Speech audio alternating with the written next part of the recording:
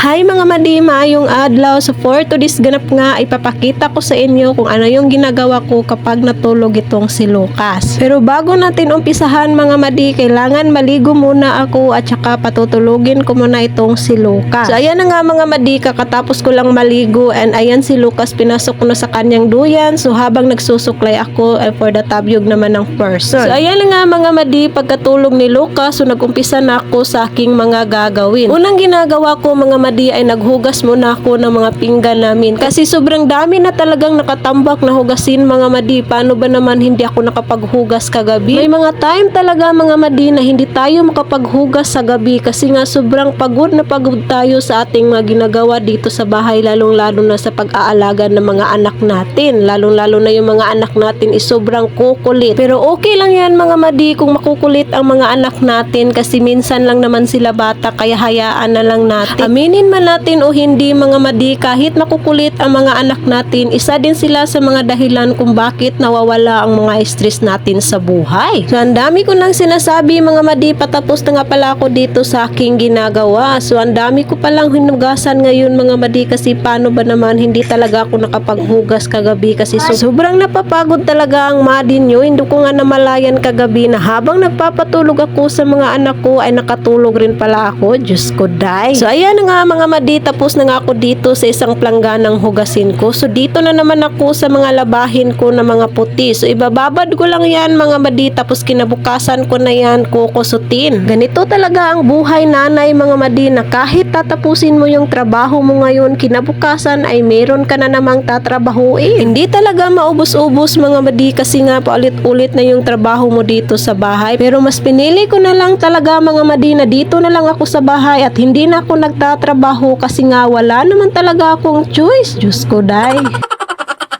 Pero sa totoo po talaga niyan mga madi ay mas pinili ko na lang talaga na dito na lang sa bahay kasi nga mas maaalagaan ko yung mga anak ko kaysa naman sa magtatrabaho ako tapos yung mga anak ko ay napapabayaan ko lang o diba? So maanang gipili na lang yun na ako mga madi nga diri na lang ko sa balay, magbantay na lang ko sa among mga anak kontra manarbaho ko unya magkuha migaya sa among anak. Diyos ko day, ang sweldo sa yaya perting mahala makuya panta, my God. O diba nagbisayan ako, nahirapan na talaga ako sa kalisod Tagalog madzi.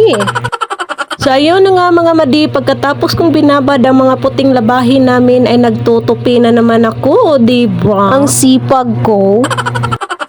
Kailangan talagang masipag ang mga nanay mga madi basta usapang gawaing bahay na kasi wala naman talagang ibang gagawan yan kundi tayo lang. Kaya kahit nakakapagod ay gagawin at gagawin pa rin natin. O siya mga madi, malapit na pala akong matapos sa aking ginagawa kaya hanggang dito na lang muna. Abangan nyo ang susunod kong vlog ha. Thank you for watching. Bye bye!